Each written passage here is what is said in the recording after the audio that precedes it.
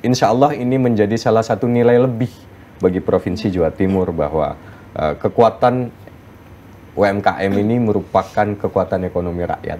Tentu ini adalah tugas kami di legislatif untuk mendorong Pemprov Jawa Timur supaya pelaku-pelaku UMKM itu masuk di sektor pangan. Bukan hanya di hasil olahan, bukan hanya di produk akhir, tapi di produk awalnya, di hulunya. UMKM kita, IKM kita keluar, saya pikir itu sesuatu yang lebih produktif.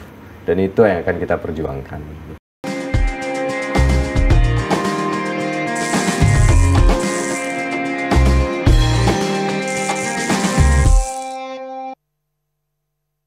Assalamualaikum warahmatullahi wabarakatuh. Dulur-dulur Jawa Timur, bertemu kembali dengan saya Mustika Ratna melalui Jatim Channel Podcast DPRD Provinsi Jawa Timur.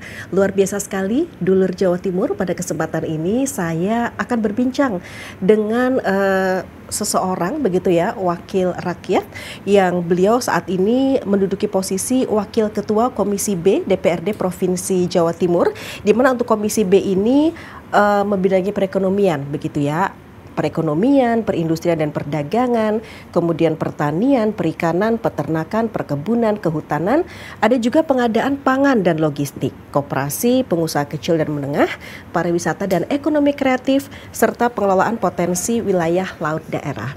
Nah, saya sudah kedatangan Bapak Muhammad Aziz, Sarjana Hukum. Pak Aziz, Assalamualaikum. Waalaikumsalam warahmatullahi wabarakatuh. Terima kasih sudah hadir di sini, Pak. Beliau ini berasal dari fraksi Partai Amanat Nasional untuk Dapil 14, dulur di daerah Bangkalan, Sampang, Pamekasan, dan Sumeneb ya, Pak Aziz ya. Betul.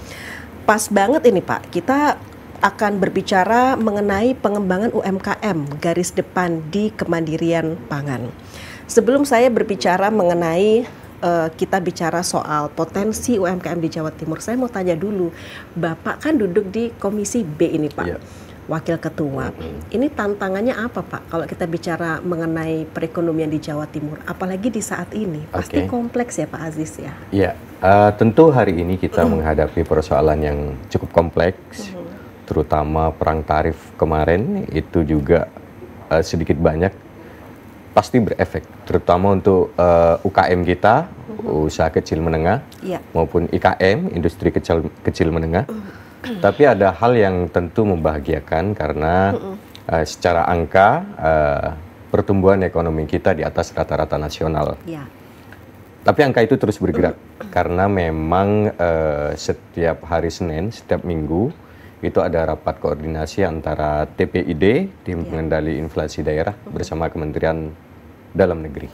Dan alhamdulillah laporan dari Senin kemarin, karena rakornya itu setiap hari Senin, kemudian Biro Perekonomian yang menjadi mitra kami itu melaporkan kepada kami, tentu secara angka, secara pertumbuhan ekonomi kita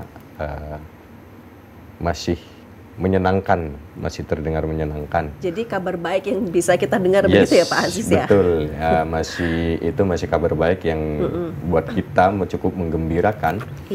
Karena memang Jawa Timur ini menyumbang perekonomian nasional itu nomor 2 setelah DKI, 25%. Kalau DKI itu 29%. Tantangannya ke depan bagi kita adalah pemerataan. Pemerataan, jadi supaya Gini rasio kita, angka ketimpangan kita itu juga makin kecil. Nah, itu yang menjadi tantangan-tantangan yang terus kami dorong dari Komisi B di bidang perekonomian supaya ada pemerataan. Baik, Pak Aziz, begini, kita bicara dari dapilnya Bapak aja, dapil 14 begitu ya. Kan kita ini akan bicara mengenai kemandirian pangan. Kita tahu loh Pak, kalau kita bicara terkait dengan etos kerja dari teman-teman yang ada di dapil 14 itu luar biasa. Maksudnya begini, mereka tuh bisa bicara soal UMKM, apalagi soal kuliner. Wah, itu mereka bisa mandiri begitu ya. Ada yang jualan bebek begitu ya, kemudian sate. Kalau kita bicara etos kerja mereka mau berwira swasta itu nggak usah diragukan lagi begitu loh. Apalagi sekarang begini Pak, warung Madura itu bahkan jauh lebih populer daripada yang namanya minimarket modern. Tanggapan Pak Aziz sendiri seperti apa? Ya, saya pikir itu memang semangat juang yang dimiliki oleh teman-teman dari Pulau Madura ya. Kita berharap bahwa semangat juang ini juga tidak hanya dimiliki oleh masyarakat Madura, tapi seluruh masyarakat Jawa Timur, bahwa dalam rangka membangun kemandirian ekonomi itu memang perlu kegigihan, perlu inovasi dan lain sebagainya. Dan kita juga berharap bahwa selama ini bahwa semangat juang teman-teman pengusaha UMKM itu tidak hanya ada di teman-teman Madura perantauan, tapi juga teman-teman yang masih ada di Pulau Madura itu juga memiliki spirit yang sama, semangat juang yang sama dalam rangka membangun kemandirian ekonomi. Oke, pasti harapannya seperti itu ya, Pak Aziz. Pak Aziz, tapi kalau Pak Aziz sendiri, tantangannya apa ini Pak, duduk di Komisi B ini Pak? Tentu kita ini, karena di dapil kita ini cukup banyak ya, Madura itu kurang lebih kita 3 juta lebih gitu. Tentu memang sesuatu yang tepat untuk membantu teman-teman UMKM itu, apa yang tepat bagi mereka itu juga menjadi tantangan tersendiri. Kemudian selama ini kita memang terus mengkomunikasikan kepada teman-teman yang ada di Dapil Madura, terutama mulai reses dan lain sebagainya. Ini loh program-program yang bisa kita akses dari Provinsi Jawa Timur. Ini loh pelatihan-pelatihan yang bisa kita akses dari Provinsi Jawa Timur. Kemudian tinggal bagaimana teman-teman ini, masyarakat Madura, pelaku UMKM, calon pelaku UMKM ini kemudian mengambil peluang itu, baik pelatihan, permodalan, dan lain sebagainya yang sudah disediakan oleh Pemprov Jawa Timur. Kalau kemudian selama ini, selama kemudian Pak Aziz turun ke konstituen, begitu, bagaimana sambutan dari mereka Pak?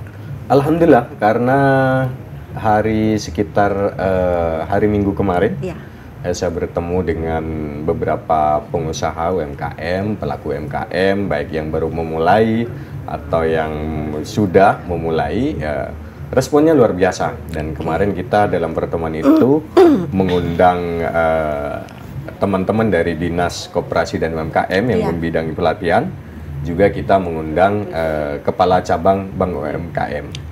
Jadi mereka supaya matching. Ini loh, kalau dinas bisa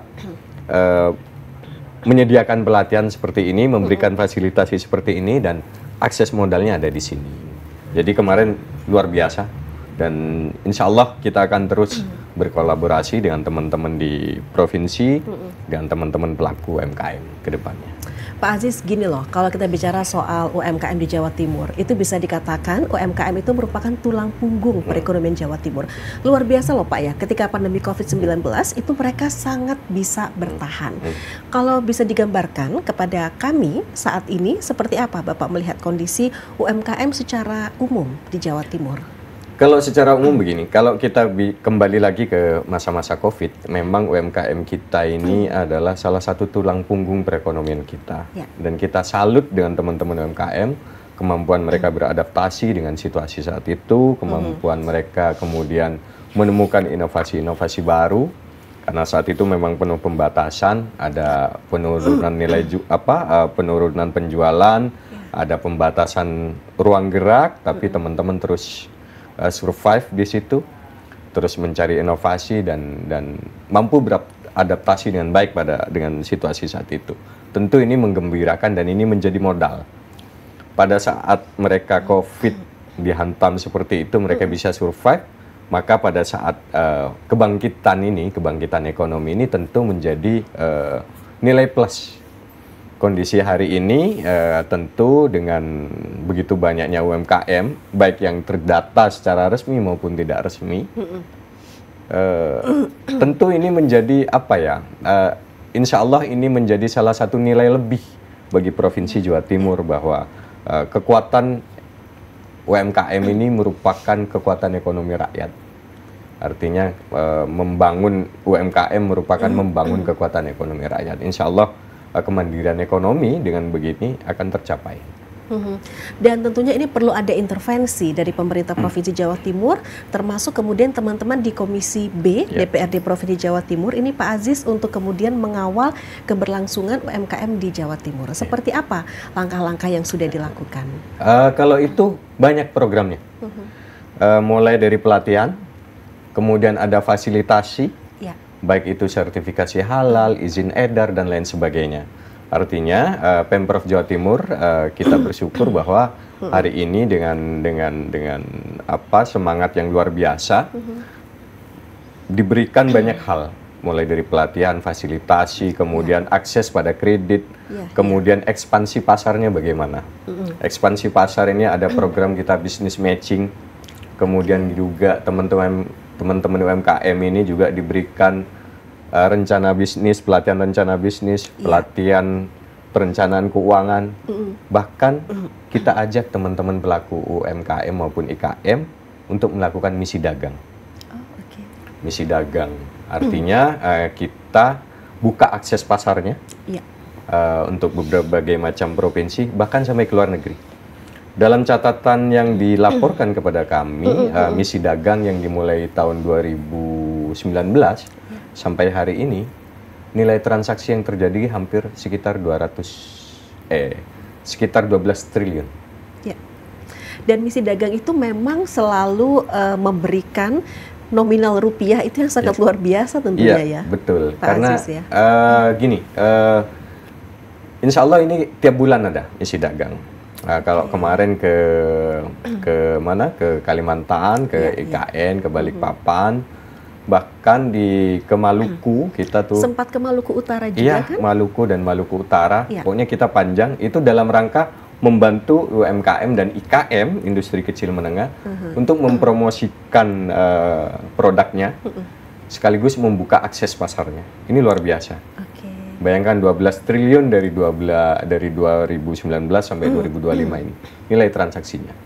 Ini tentu kita akan terus dorong bagi Komisi B supaya nanti menjangkau lebih banyak lagi UMKM atau IKM yang terlibat dalam misi dagang ini. Baik, yang tidak kalah penting itu kan terkait dengan pendanaan. Itu memang sudah ada kredit usaha rakyat. Itu digulirkan oleh Bank UMKM Jawa Timur maupun Bank Jatim itu sendiri. Tetapi bagaimana sih Pak kemudian kita benar-benar, artinya begini loh, bahwa akses permodalan itu bukan hanya sekedar teori yang disampaikan, tetapi dalam aplikasinya teman-teman pengusaha kecil itu mereka memiliki kemudahan terkait dengan akses permodalan. Selama ini, alhamdulillah salah satu program dari Bank UMKM itu adalah Prokesra. Ada nilai barangkali teman-teman UKM, usaha kecil menengah atau mikro sekalipun, itu mau mengakses permodalan, itu bahkan sebagai salah satu bentuk tanggung jawab dari pemerintah Provinsi Jawa Timur, kita memberikan subsidi terhadap bunga. Subsidi terhadap bunga? Bunga. Jadi bunganya itu 12%. Kemudian disubsidi 9%. Jadi pelaku UMKM cukup bayar bunga 3%. Jadi 9%-nya disubsidi oleh pihak Pemprov. Dan ini saya pikir effort yang luar biasa dan ini tinggal bagaimana teman-teman menangkap peluang ini. Terkait akses permodalan mudah sekali. Baik, artinya untuk satu pekerjaan rumah akses permodalan sudah tidak usah khawatir ya, karena artinya ada intervensi dari pihak pemerintah Provinsi Jawa Timur, dan itu sangat menggembirakan, apalagi memudahkan begitu ya. Kemudian kita bicara soal data jumlah pengusaha UMKM di Jawa Timur ini Pak Aziz, itu mencapai 1,5 juta. Memang perkembangannya cukup pesat. Tapi ini sebenarnya angka 1,5 juta, apakah mereka semua berdaya atau ada yang masih butuh pendampingan ini Pak Aziz? Tentu karena ini bisnis ya, bisnis itu kan fluktuatif.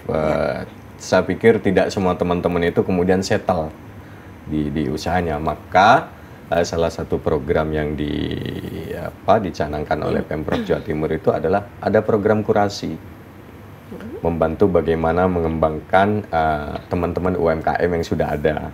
Selain memunculkan entrepreneur baru, kita juga UMKM ini bagaimana yang sudah ada ini. Kita ada program kurasinya. Mulai pelatihan peningkatan kapasitasnya. Kemudian kalau mereka belum memahami sistem manajemen dan lain sebagainya, manajemen bisnis, kita dikasihkan semuanya ada, insya Allah. Kalau bicara 1, sekian juta itu berdaya semua, ya enggak lah. Kita paham juga di lapangan, makanya ada effort, ada usaha yang cukup baik dari Pemprov bahwa kita itu mau mengkurasi teman-teman yang bekerja di sektor UMKM. Oke, kemudian terkait dengan kurasi itu sendiri, pasti informasinya sudah sangat sampai kepada mereka. Mereka antusias begitu? Selama ini menurut laporan yang dilaporkan kepada kami oleh OPD teknis, yaitu Dinas Koperasi dan UMKM, itu sangat antusias. Bahkan mereka punya pusat pelatihan itu di Malang, yaitu teman-teman itu. Istilahnya itu kalau teman-teman dari dinas itu apa ya? Dia bilang palu gada deh. Oh iya, lu mau, apapun. gua mau. Iya, Gua ada. Iya. Kamu mau apa? Mau program apa? Pelatihan, fasilitasi seperti apa? Kami semua ada. Kami bisa sesuaikan itu. Sepanjang itu untuk kemaslahatan masyarakat banyak. Betul. Gitu. Berarti memang komitmen dari teman-teman dinas yang menaungi terkait dengan UMKM ini di Provinsi Jawa Timur patut kita acungi jempol. Ya, karena kami beberapa kali diskusi, kami hearing, rapat dengar pendapat juga dengan teman-teman ini luar biasa perkembangannya gitu. Ini luar biasa dan pada saat misalkan kami habis dari konstituen, kemudian ada beberapa 1, 2, 3 orang pengen pelatihan A, B, C, D, itu langsung diakomodir. Bahkan misalkan ada kemarin itu yang kesulitan izin edar, itu langsung diakomodir, artinya dibantu, difasilitasi. Oke, jadi memang penanganan yang cepat dan tepat seperti itu ya, Pak Aziz. So far dari teman-teman Dinas Koperasi dan UMKM ini cukup baik kinerjanya. Karena saya terus terang baru memang di Komisi B baru setahun belakangan ini, tapi dalam rapat evaluasi triwulan pertama dan lain sebagainya, itu mereka cukup responsif pelayanannya. Oke, jadi memang cepat tanggap. Cepat tanggap. Nah, sebelum kita bicara soal kemandirian pangan, mari kita minum dulu, Pak Aziz.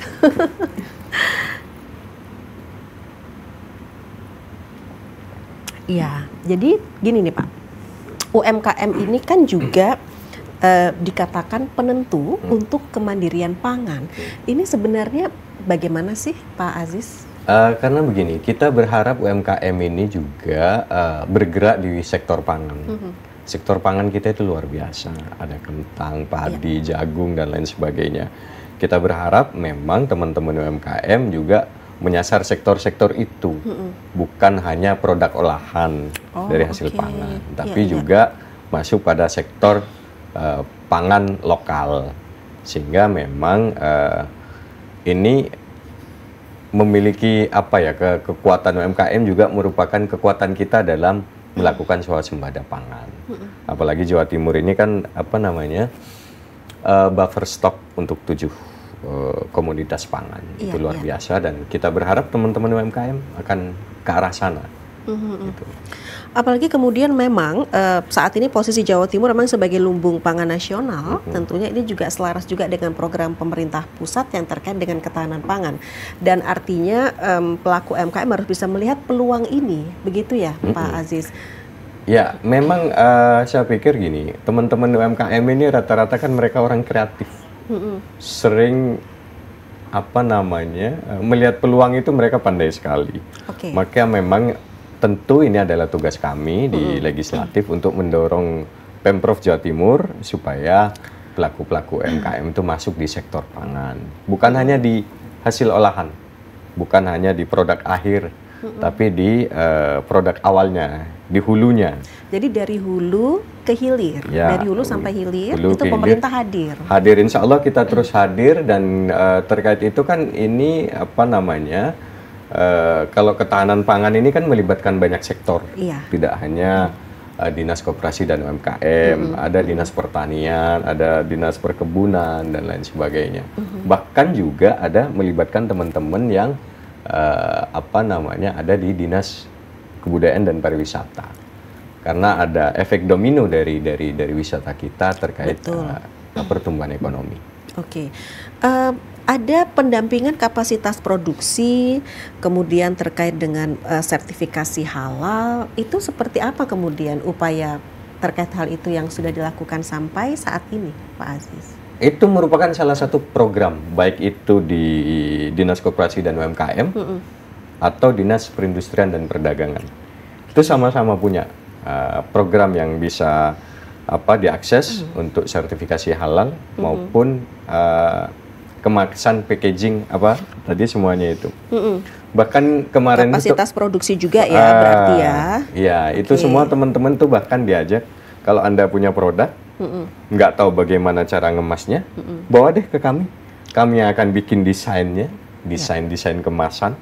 Kami jamin akan berikan semenarik mungkin dan kami akan bantu Anda mengemas produk Anda.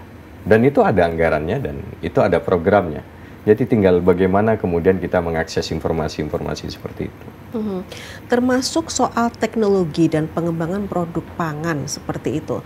Kalau masukan dari teman-teman Komisi B DPRD Provinsi Jawa Timur seperti apa ini, Pak Aziz? Kalau bicara teknologi pangan, tentu ini kan melibatkan banyak pihak. Ya.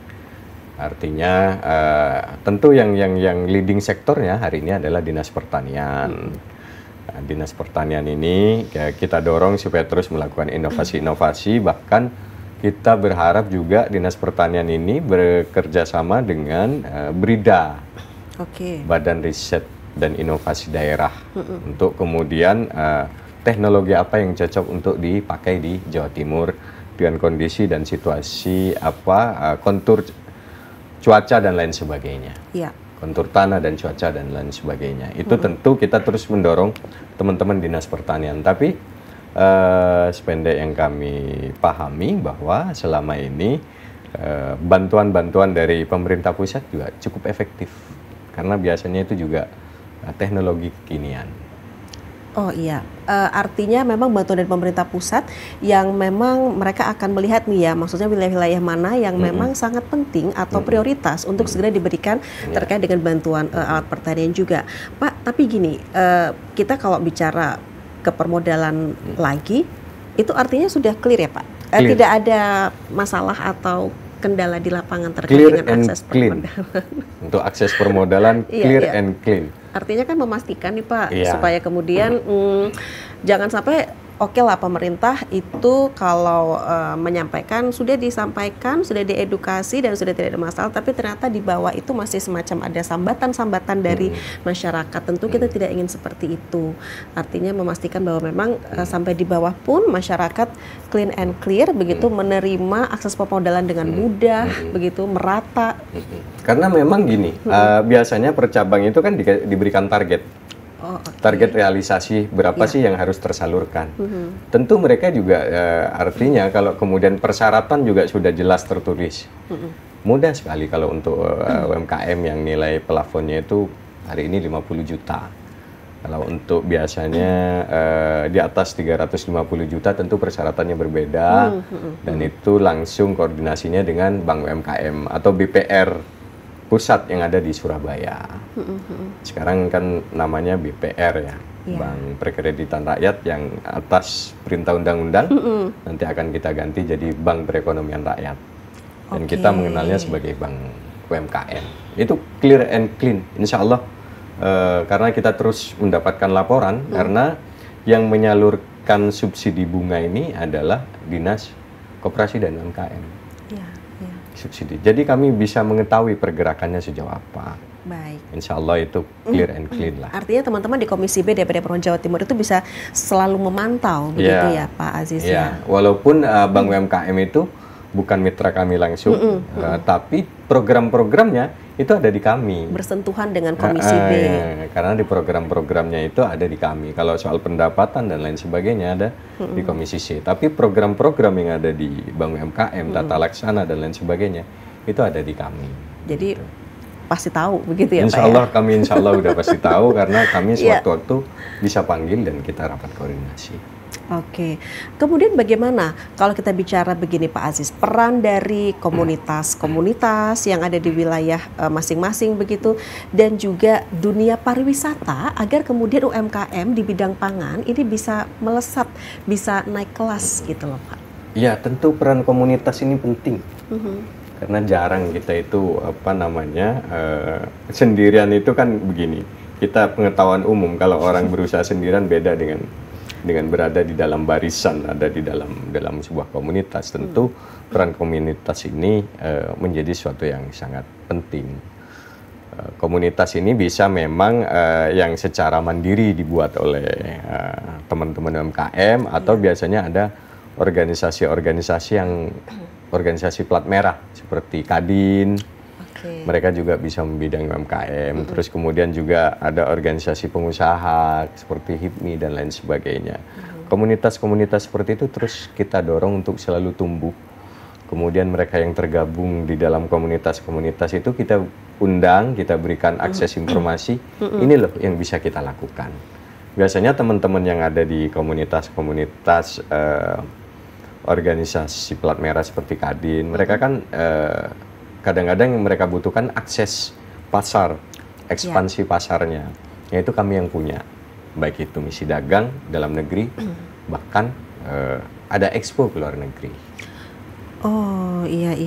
Jadi ini kalau kita bicara soal peran dari perbankan juga ini Pak, kalau untuk Bank Indonesia perwakilan Jawa Timur itu kan untuk mendukung UMKM di Jawa Timur itu mereka ada Go Export begitu ya.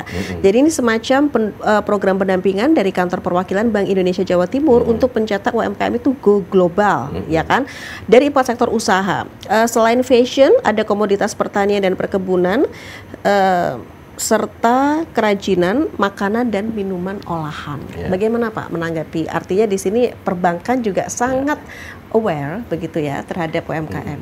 Kita tentu berterima kasih kepada BI ya, Bank Indonesia bahwa ada program demikian. Karena memang Pemprov sebenarnya juga punya, tapi karena ada efisiensi, ya hari ini harus kita tunda dulu. Tapi insya Allah kita akan terus sampaikan karena esensi dari efisiensi itu kan hanya realokasi dari yang kurang produktif menjadi yang lebih produktif. Tapi kalau urusan expo UMKM kita, IKM kita keluar, saya pikir itu sesuatu yang lebih produktif dan itu yang akan kita perjuangkan. Oke, di Jawa Timur sendiri Pak Aziz, ini sudah ada Perda nomor 1 tahun 2024 ini tentang pelindungan dan pemberdayaan koperasi dan usaha kecil. Implementasinya sendiri kalau teman-teman di Komisi B melihat untuk melindungi UMKM di Jawa Timur seperti apa? Selama ini itu sudah berjalan. Bahkan karena saya memang pada saat Perda itu dibuat saya belum di Komisi B, tapi dalam beberapa rapat disampaikan bahkan sebelum ada Perda itu apa yang diatur dalam Perda itu sudah kita jalankan. Seperti perlindungan UMKM. Perlindungan UMKM itu kalau kemudian ada sengketa, kita bantu mediasi dan lain sebagainya. Tapi yang di luar pengadilan. Kalau kemudian yang masuk ke pengadilan tentu beda ranah. Nah, kita bantunya adalah semacam LBH atau apa yang kemudian dibantu juga oleh Pemprov untuk mendampingi orang-orang kecil. Itu memang beda ini, tapi sejauh ini apa yang diatur di dalam Perda itu memang sebagian sudah dilaksanakan terkait perlindungan, merek, hak dan lain sebagainya. Hak kekayaan intelektual maksud saya. Iya, hak atas kekayaan intelektual. Dan artinya itu benar-benar sangat membuat teman-teman pelaku UMKM di Jawa Timur itu merasa aman, merasa nyaman begitu ya Pak ya, tentunya ketika mereka berusaha. Nah, yang menjadi fokus perhatian selanjutnya nih Pak Aziz. Oke lah, kita bercita-cita UMKM Jawa Timur itu naik kelas. Udah ada nih Pak yang naik kelas, sudah ada yang ekspor begitu. Tetapi kemudian tetap ketika mereka sudah berhasil ekspor, ada hal-hal yang memang harus menjadi perhatian. Mungkin masih ada beberapa kendala. Nah, ini kehadiran dari pemerintah Provinsi Jawa Timur seperti apa kemudian untuk melakukan pendampingan kepada UMKM Jawa Timur yang sudah ekspor ini, Pak? Ya, kita itu kalau persoalan-persoalan tentu persoalannya apa dulu nih? Kadang-kadang begini, biasanya muncul persoalan itu adalah konsistensi kualitas. Oh, oke. Itu menjadi persoalan karena hari ini yang dikirim baik, minggu depan kok ada penurunan kualitas atau tidak memenuhi standar di negara tujuan dan itu memang salah satu dinamika yang berkembang karena dan itu yang didengar oleh teman-teman di Komisi B ya, Pak, ya? Kadang-kadang wah kita ini sudah pakai surveyor, artinya kayak semacam Skovindo dan lain sebagainya. Kenapa kemudian di luar negeri nggak diterima? Itu salah satu tantangan bagi kita supaya standarnya sama antara kita dengan Jepang, kita dengan negara tujuan mungkin Tiongkok, dengan Singapura dan lain sebagainya, yang negara-negara yang selama ini menjadi tujuan ekspor dari pelaku IKM maupun UKM ini. Artinya apa yang kemudian harus dilakukan oleh teman-teman pengusaha yang sudah ekspor, tetapi kemudian contoh nih Pak, terkait kualitas mungkin itu yang mereka harus lebih diperhatikan. Apa kemudian yang harus mereka lakukan? Satu-satunya yang bisa dilakukan itu adalah fasilitasi oleh teman-teman Dinas Koperasi dan UMKM, seperti ini cara mempertahankan kualitas seperti ini. Tentu kita pelatihan terus. Oke. Pelatihan terus, menjaga kualitas produk dan lain sebagainya, dan itu insya Allah program-program semacam itu banyak sekali di Pemprov. Tinggal bagaimana kita mengaksesnya. Dan bagaimana juga kemudian teman-teman di Komisi B DPRD Provinsi Jawa Timur ini untuk selalu masif senantiasa mengedukasi dan mengkomunikasikannya kepada masyarakat, utamanya konstituen di masing-masing. Kalau di dapilnya Pak Aziz sendiri seperti apa? Ya tentu ini salah satunya. Salah satunya program ini. Artinya kita kan mensosialisasikan ini karena saya yakin nggak semua masyarakat Jawa Timur tahu loh ada bahwa Dinas Koperasi UMKM itu ada pelatihan ABCDI. Ada fasilitasi ABCDI. Ada bank UMKM yang begini, nggak semuanya. Tapi hari ini salah satu bentuk sosialisasi yang kita sampaikan. Tapi di luar itu teman-teman ini kan ada reses, ada program Solo Semiran itu sosialisasi lokakarya dan seminar dan sarasehan. Itu yang bisa kemudian kita berbagi informasi ini kepada konstituen. Kalau kami ini kan rata-rata hari-hari kan tinggal di tengah-tengah konstituen, jadi kita bisa memberikan informasi itu secara langsung melalui berbagai macam pertemuan. Insya Allah itu yang dilakukan teman-teman selain acara-acara seperti ini. Oke, selain acara-acara melalui podcast ini, begitu ya Pak Aziz ya, kayak Pak Aziz dan teman-teman langsung berada di tengah-tengah konstituen, menyampaikan, bertemu dengan mereka langsung sambil mendengarkan sambatan konstituen, begitu ya. Kalau boleh tahu Pak, sambatannya apa kalau soal UMKM ini Pak? Karena begini, yang Bapak sudah dengar. Selama ini kan mereka lebih banyak karena faktor teman-teman itu belum mendapatkan informasi yang cukup. Selama ini mereka, Pak, saya bisa bikin produk ABCDE, tapi bagaimana dengan permodalannya? Artinya kembali ke permodalan. Iya, artinya mereka itu tidak memahami, tidak tahu bahwa ini loh sudah disediakan oleh Pemprov melalui Bank UMKM. Atau kadang-kadang teman-teman itu sudah punya produk, mereka kebingungan izin edar, sertifikasi halal, terutama body care, skin care dan lain sebagainya, jamu dan lain sebagainya. Nah, itu yang teman-teman tidak tahu bahwa ini loh Pemprov sudah menyediakan fasilitasi sertifikasi halal, fasilitasi izin edar dan lain sebagainya. Jadi insya Allah selama ini memang keluhan teman-teman itu karena memang belum mendapatkan informasi yang cukup apa program-program apa yang bisa diakses. Bahkan Pak, kita sudah punya produk UMKM, modal udah cukup, izin edar sudah, sertifikasi sudah. Bagaimana kami mengakses pasar? Lagi-lagi karena teman-teman belum memahami bahwa kita ini ada misi dagang loh, gitu. Udah ada misi dagang, ada bisnis matching. Kita pertemukan penjual dan pembeli. Ada forum-forum khusus untuk itu. Dan pasti potensi untuk UMKM pangan di Madura, wah itu pasti luar biasa Pak. cuman mungkin belum semua. Iya, belum per hari ini kan terekspos. memang belum artinya kita mendengarkan ada spirit visi ini untuk ketahanan pangan di masa Pak Prabowo ini, Iya, dan iya. insya Allah kita sudah mulai launching beberapa, dan luar biasa ini bantuan dari pemerintah pusat maupun inisiatif dari Pemprov Jawa Timur sendiri. Kita terus membantu, biasanya petani yang panen setahun 2 kali bisa ditingkatkan menjadi 3 kali melalui pembangunan irigasi, embung, kemudian irigasi perpompaan dan lain sebagainya. Oke. Kalau tadi kan saya sempat katakan bahwa ada kantor perwakilan Bank Indonesia Jawa Timur yang juga mensupport untuk Go Export begitu ya. Bank Jatim juga terus berkomitmen dengan program tahunan J Export and Trade. Nah, itu gimana tanggapan Pak Aziz sendiri? Ya, itu menjadi bagian dari program bank ya, perbankan, baik itu BI maupun Jatim. Tapi kalau kami kan fokus pada apa yang dilakukan oleh mitra-mitra kami. Oke.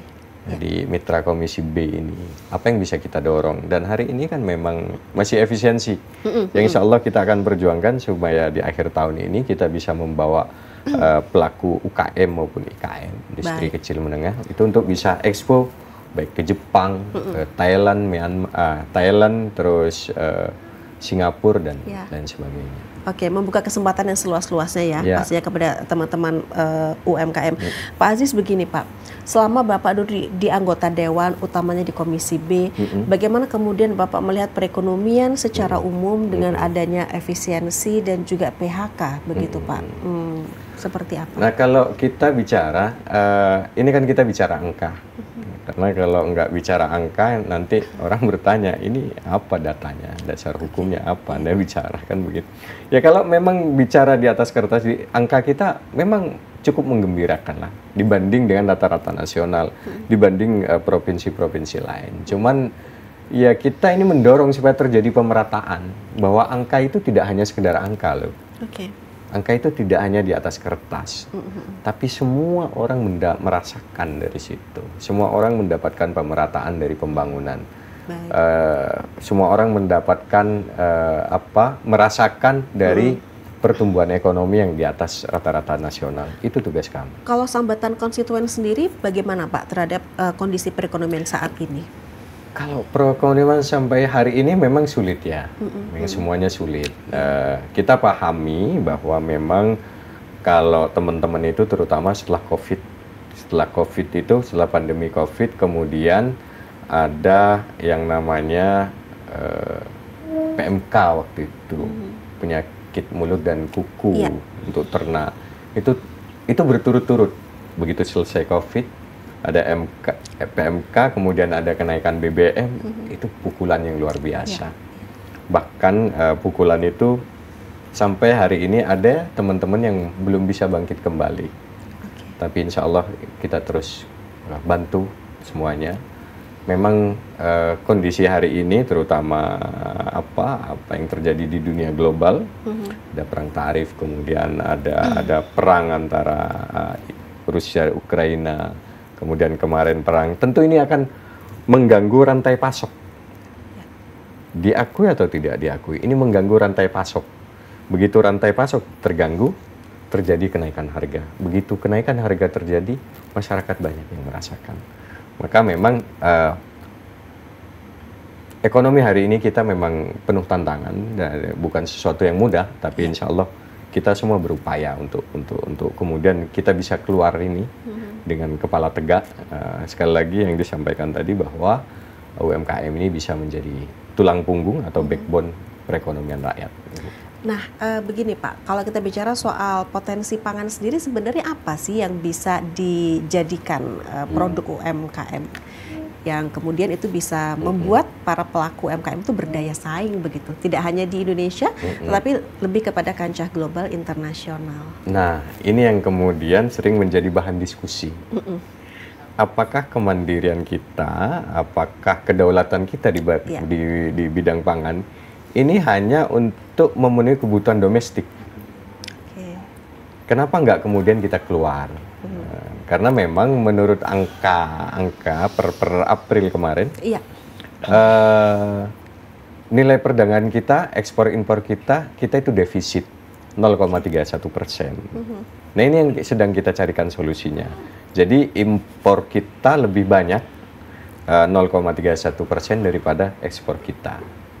Nah ini kan kita memiliki pertumbuhan rata-rata di atas nasional, tapi angka ekspor kita kurang. Artinya kita defisit, perdagangan internasional kita defisit. Nah itu yang sedang kita carikan solusi ya memang salah satunya. Dan program-program tadi dari ekspor, expo, ya dari expo dan lain sebagainya. Itu memang itu untuk membuka akses pasar bagi pelaku-pelaku, baik itu yang bergerak di sektor pertanian, perikanan, dan lain sebagainya. Ini luar biasa. Oke, Pak Aziz, gini loh, kalau kita bicara UMKM itu, waduh, kayaknya 3 jam itu nggak akan cukup begitu ya. Betul. Apalagi ini yang misalnya hanya menjelang 1 jam aja. Ini kita sebentar lagi sudah harus berpisah nih untuk Jatim Channel Podcast DPD Provinsi Jawa Timur. Tapi pada kesempatan ini, Pak Aziz, tolong dong sampaikan hal yang membuat semangat pelaku UMKM di Jawa Timur nih di tengah kondisi efisiensi saat ini, supaya pelaku UMKM ini selalu semangat dan optimis. Pak Aziz, gimana? Ya, kita berharap teman-teman UMKM ini terus semangat dan optimis. Pertama, kita sediakan segala macam bentuk fasilitasi. Ya. Kemudian kita berikan akses permodalan yang begitu mudah, bahkan kita subsidi bunganya. Oke. Dan insya Allah bulan depan ini kita akan melakukan misi dagang. Misi dagang itu antar provinsi itu permintaan kami dari Komisi B ke pihak Pemprov itu diadakan setiap bulan. Setiap bulan? Setiap bulan.